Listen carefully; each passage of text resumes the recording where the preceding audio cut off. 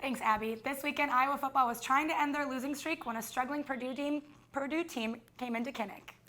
In true Iowa fashion, they opened this game with a 30-yard field goal in the first quarter to put the Hawks up 3-0. Later in the first, Duncan back again doing what he does best. A 44-yarder from the nation's field goal leader puts Iowa up 6-0.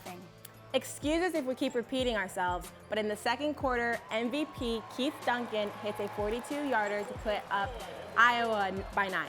With a minute left in the half, Purdue quarterback Jack Plummer finds David Bell for the 7-yard touchdown grab. Hawkeyes are up 2 going into halftime. In the third quarter, Iowa finally finds the end zone with this 1-yard touchdown run from Tyler Goodson. Hawks up 16-7 after Goodson's first career touchdown. Fourth quarter, Keith Duncan one more time. He hits his 38-yarder to put Iowa up 19-7. After 2 field goals or Keith Duncan impressions from Purdue, Hawks find the end zone again with a 14-yard touchdown run from Mekhi Sargent. And Iowa gets back in the win column with a 26-20 victory over the Boilers. It's exciting for sure, getting back in the end zone and being able to celebrate with your teammates and everything. We kind of have the I don't want to say have their back now, but give them a little bit of cushion so they're not, playing on their heels. But I'd say it's a pretty good feeling. I mean, like always, there's a lot of things to fix. But I'm happy how the team competed today. Purdue came out and they fought hard. It was a hard-fought victory, but I'm proud about how our offense and defense played today. We rallied back from past 2 weeks, and we really had something to prove. We had a chip on our shoulder, and we came out and got the win today. With the help of Duncan, Iowa's offense was able to control the ball against the Boilermakers. But they couldn't do it alone. DITV sports reporter Zach Lohman has more. In the past 2 games, Iowa's defense hadn't created any turnovers, but they were able to get back on track against Purdue on Saturday.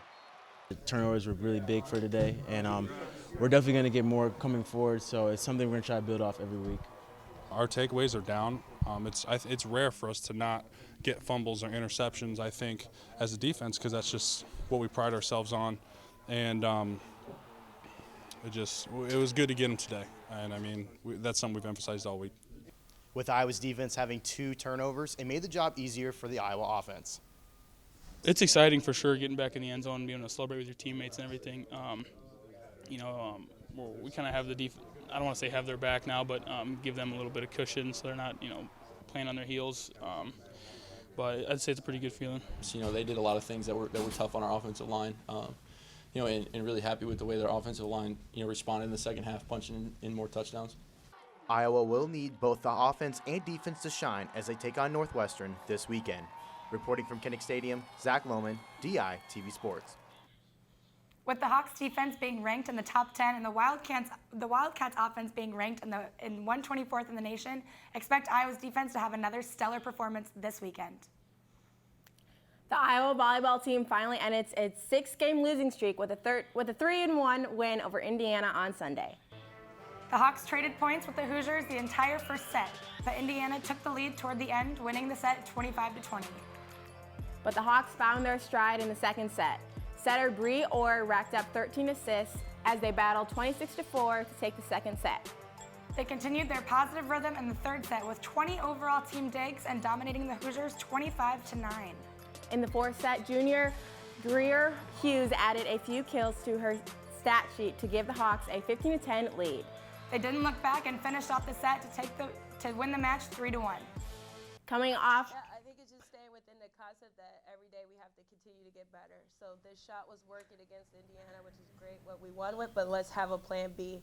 And so I think that's what we're moving forward with is our plan B and fine-tuning that. That way, if we start out that way and we need to switch it up, we're very familiar with it. Coming off of this big win, the Hawks will travel to West Lafayette to face Purdue in Indiana this weekend. We're leaving you with a couple of dubs today. So tune in tomorrow for more football content. Like we don't have enough of that already. Abby, back to you.